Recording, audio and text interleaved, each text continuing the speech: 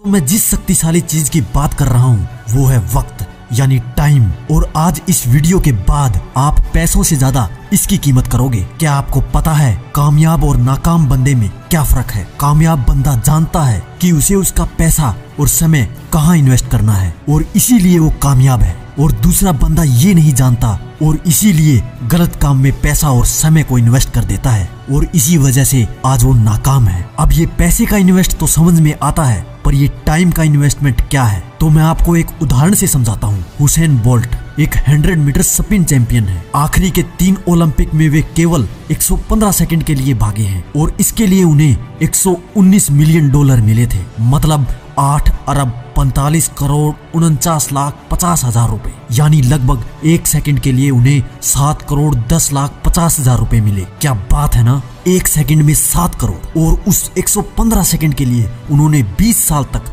खुद को तैयार किया था। ये 20 साल का वक्त उनका इन्वेस्टमेंट था। ये थी वक्त की इन्वेस्टमेंट। ऐसी ही एक स्टोरी है पिकासो की। जो नहीं जानता उनको मैं बता दूं, पिकासो एक चित्रकार है। एक दिन वे एक होटल में बैठे थे, वहाँ पर एक महिला आई और उसने पिकासो को उसकी पेंटिंग बनाने की जिद की। इस पर पिकासो ने वहाँ के एक पेपर पर 2 मिनट में उस महिला की एक तस्वीर बना दी और उस महिला को देते हुए कहा, दिस इज $1 मिलियन स्केच, मतलब ये 7 करोड़ रुपए की पेंटिंग है। वो महिला थोड़ी हैरान हो गई। मार्केट में जाकर जब उसने पता किया तब वो शॉक हो गई, क्योंकि सही में वो पेंटिंग $1 मिलियन का था। वो महिला वापस पिकासो के पास आई और उसने पूछा, सिर्फ 2 मिनट में आपने ये $1 मिलियन का स्केच कैसे बना लिया? पर इस पर पिकासो ने हंसकर कहा, इस काबिलियत को पाने के लिए मैंने मेरे जीवन के 25 से 30 साल इन्वेस्ट किए हैं, तब जाकर मैं ऐसे स्केच बना पाता हूँ। ये होता है वक्त कदर नहीं करेगी, क्योंकि अगर तुम्हारा वक्त अच्छा है तो सब अच्छे हैं, वरना बुरे वक्त में तो अपने भी बदल जाते हैं। और बुरे वक्त में कभी भी हार मत मानना, क्योंकि वक्त की एक खासियत है कि ये कितना भी मुश्किल क्यों ना हो, बदलता जरूर है। दोस्तों, इसलिए हम गिने चुने लोगों को ही जानते हैं, क्योंकि उन्होंने अपना टाइम इन्वेस्ट किया था, बाकियों की तरह वेस्ट नहीं। अक्षय कुमार जो कि बॉलीवुड के सुपरस्टार हैं, इतनी ऊंचाई पर होने के बावजूद वो सिर्फ 4 घंटे सोते हैं और बाकी का पूरा टाइम वो काम करते रहते हैं। अगर आप उनके फैन हो तो ये बात आपको जरूर पता होगी। दोस्तों, मैं जब भी लोगों से मिलता हूँ उनका हमेशा एक ही रोना होता है कि प्रदीप भाई, करना तो बहुत कुछ है पर साला टाइम ही नहीं है। और मैं हमेशा बोलता हूँ कि दोस्त, तेरे पास टाइम की नहीं, टाइम मैनेजमेंट की कमी है, क्योंकि एक दिन में सभी के पास 24 घंटे ही होते हैं और इसी 24 घंटे में धीरू भाई ने रिलायंस बनाई थी, इसी 24 घंटे में जैक मा ने अली बाबा को बनाया था। तो फिर तुझे टाइम कम क्यों पड़ रहा है? क्योंकि तू टाइम को मैनेज करना नहीं जानता। दोस्तों, यहाँ मैं मेरी एक ट्रिक आपके साथ शेयर करना चाहूंगा जो मैं खुद फॉलो करता हूँ।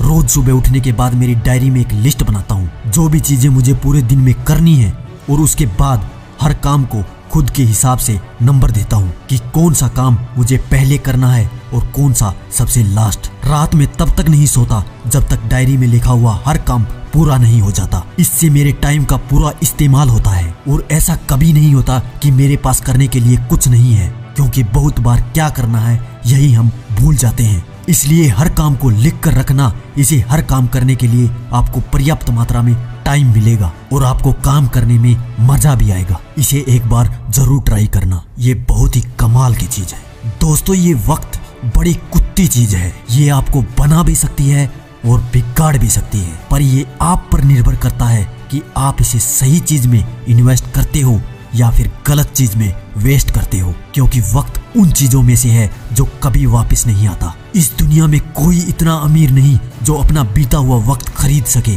और कोई इतना गरीब नहीं कि जो आने वाले वक्त को बदल ना सके। इसलिए वक्त तुझे बदले इससे पहले साले इस वक्त को ही बदल दो। और एक लास्ट बात, कभी भी अपने टाइम को किसी और के टाइम के साथ तुलना मत करो, क्योंकि हर कोई अपने खुद के टाइमलाइन के हिसाब से जीता है। कोई 25 की उम्र में करोड़पति बन जाता है तो कोई 50 में मर जाता है, तो कोई 50 में करोड़पति बनता है और 90 साल तक जीता है। कोई 55 में रिटायर हो जाता है तो कोई 70 में अपने करियर की शुरुआत करता है। सोचो, अगर आपका किसी बैंक में अकाउंट है और रोज सुबह उसमें कोई 46,400 रुपए जमा कर देता है, आप उन रुपयों को यूज करने के लिए फ्री हैं, लेकिन कंडीशन ये है कि आपका दिन का बचा बैलेंस अगले दिन उपलब्ध नहीं होगा। मतलब अगर आप पूरे पैसे यूज नहीं करोगे तो वो शाम तक आपके अकाउंट से वापस निकाल लिए जाएंगे। आप क्या करोगे? सीधी सी बात है कि हर कोई एक एक पैसा बैंक से निकाल लेगा। हमारी रियल लाइफ में भी एक ऐसा ही बैंक है जिसका नाम है समय। रोज सुबह हमारे अकाउंट में 46,400 सेकंड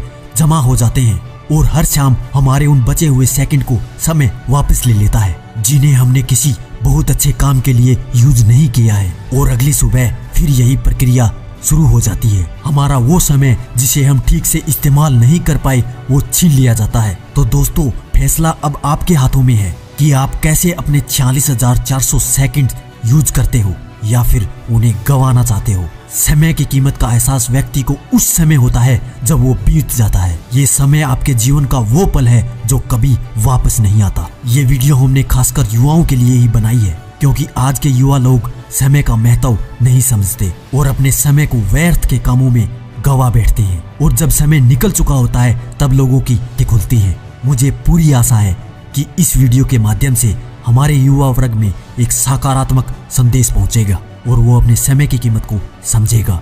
धन्यवाद।